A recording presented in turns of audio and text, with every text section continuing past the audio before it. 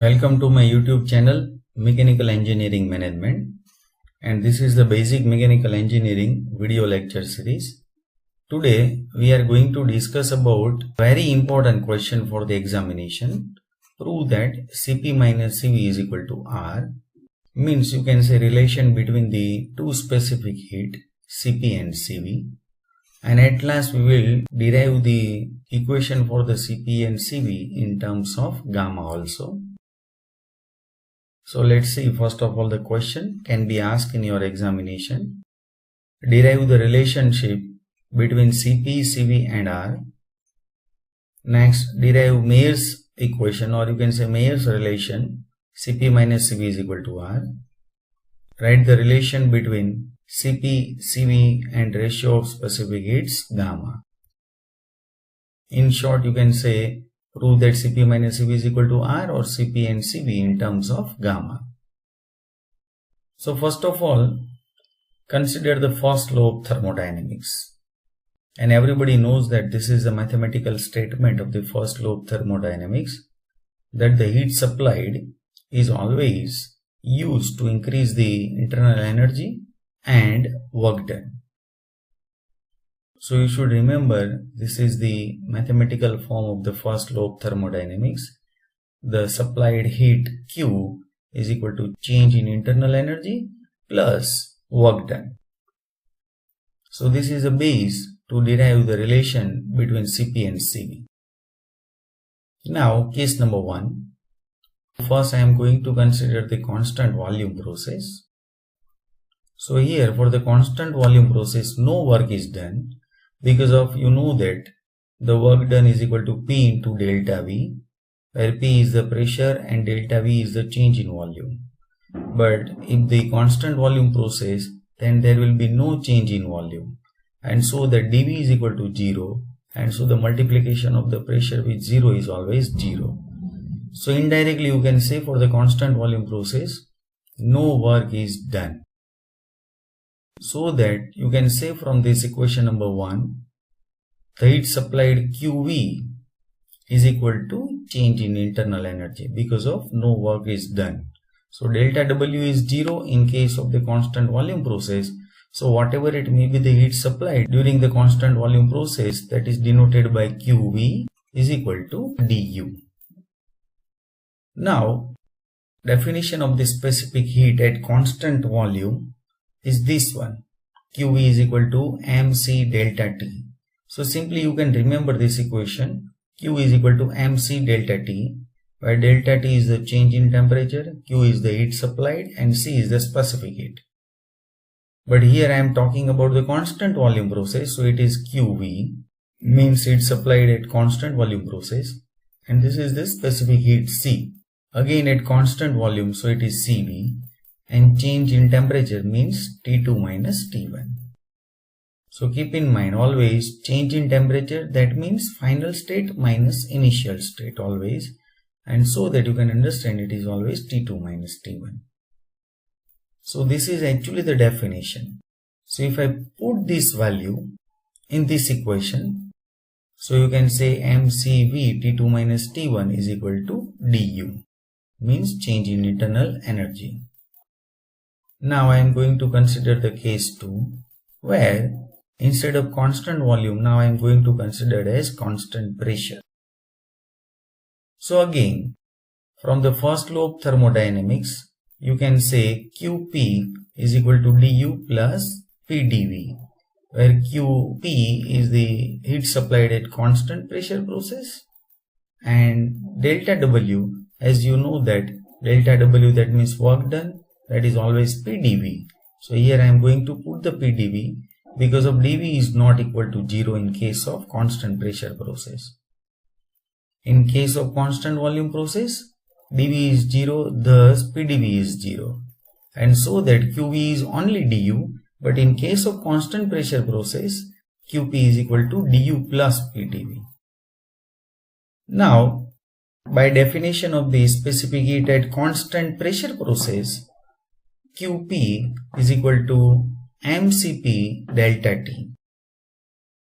So what is the change over here?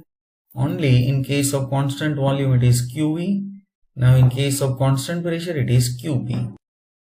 Similarly, you can understand here it is CV, now it is CP. So I am going to put this value of QP is over here. So it is mCp T2 minus T1 is equal to du. Du means you know that mCv T2 minus T1 plus PdV as it is. Here I have put dV means change in volume. So again you can understand final state minus initial state, that is a change in volume. So you can say V2 minus V1. Let's say it is equation number 2. Now I am going to consider the mass over here. So in the previous session we have discussed about the characteristic gas equation PV is equal to mRT. So I am going to put it over here. PV2 means mRT2 and PV1 that means mRT1. Why I am going to consider this one? Because we have to derive the equation Cp minus Cv is equal to R. So I am going to put the value of PV is equal to mRT so that I can introduce R in this equation. So simply you can remember in the examination also we have to introduce the R, so that you have to put the value PV is equal to mRT. So this term is as it is, this term is also as it is, and here PV is equal to mRT. So I am going to put the mRT2 minus mRT1, where mR is a common value. Now again observe it carefully. Here m is the common. Similarly T2 minus T1 is also common in each term. So simply I can divide whole equation by m into T2 minus T1, and so that here it is only Cp because of m T2 minus T1 is cancelled. Here it is only Cv because of this will be cancelled. Here it is plus R only. So simply I am going to divide this whole equation by m T2 minus T1. So this is the remaining term. Now just I am rearranging this term Cp minus Cv is equal to R, and let's say it is equation number 3. So this is my first answer. Prove that Cp minus Cv is equal to R. So it is very simple to prove Cp minus Cv is equal to R. So again just I am going to recap it. First you have to consider the constant pressure process, then constant volume process. Again the sequence is not important. First you can consider the constant volume pressure and then constant pressure process, so that you will get these two different equations. Again you know that according to the characteristic gas equation PV is equal to mRT, because of we have to introduce the R, so that you can prove this equation number 3. Now the next one, relation between specific heats. So this is also your next answer, relation between these specific heats. Here Cp is the specific heat at constant pressure and this is the specific heat at constant volume. So this equation number 3 is also known as the Mayer's equation. Now dividing this whole equation by Cv.